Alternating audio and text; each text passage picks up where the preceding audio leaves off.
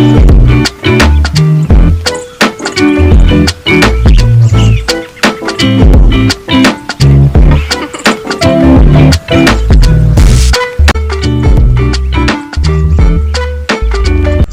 ahli sunnah wal jamaah atau karakteristik dari ahli sunnah wal jamaah. Jadi ada 3 ciri utama ajaran ahli sunnah wal jamaah atau kita sebut dengan aswaja, yang selalu diajarkan oleh Rasulullah dan juga para sahabatnya. Yang pertama ada tasamut atau sikap tengah-tengah. Maksudnya adalah sikap ini tidak ekstrim ke kiri atau tidak ekstrim ke kanan.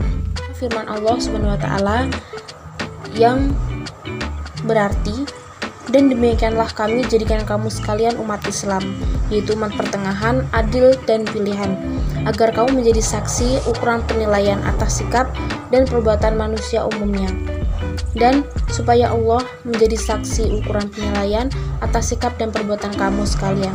Quran Surat Al-Baqarah ayat 143. Kemudian yang kedua ada at-tawazun, yang artinya seimbang. Maksudnya adalah seimbang dalam segala hal, termasuk dalam penggunaan dalil akli, yaitu dalil yang bersumber dari akal pikiran rasional, dan dalil nakli, yaitu dalil yang bersumber dari Al-Quran dan hadis.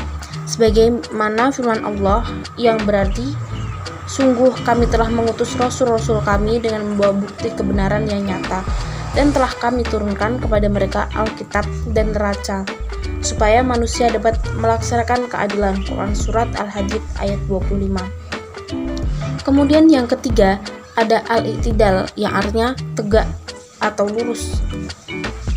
Allah juga berfirman dalam Al-Quran yang berarti, wahai orang-orang yang beriman, hendaklah kamu sekalian menjadi orang yang tegak, membela kebenaran, karena Allah menjadi saksi pengukur kebenaran yang adil. Dan janganlah kebencian kamu pada suatu kaum menjadikan kamu terlalu tidak adil. Berbuat adillah, karena keadilan itu lebih mendekatkan pada takwa, dan bertakwalah kepada Allah, karena sesungguhnya Allah Maha melihat apa yang kamu kerjakan.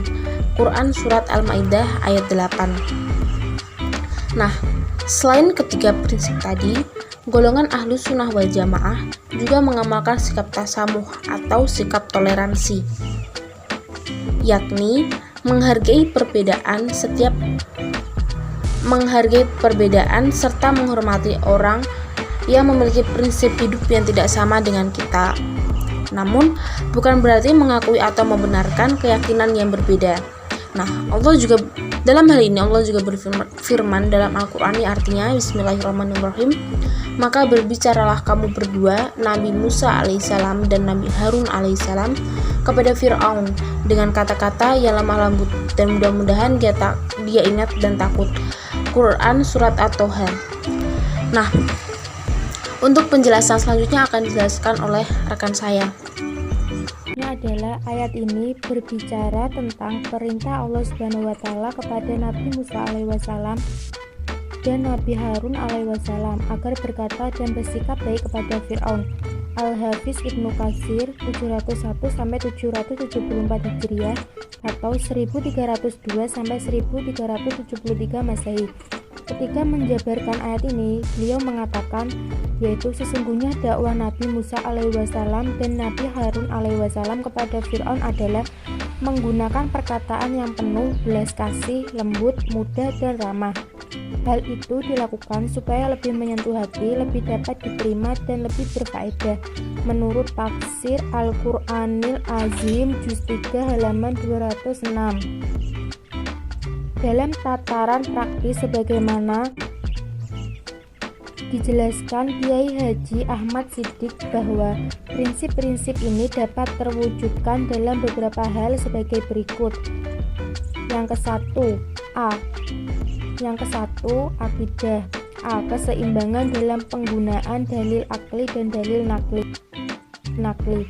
B. Memurnikan akidah dari pengaruh luar Islam. C. Tidak gampang menilai salah atau menjatuhkan vonis syirik, bid'ah, apalagi kafir.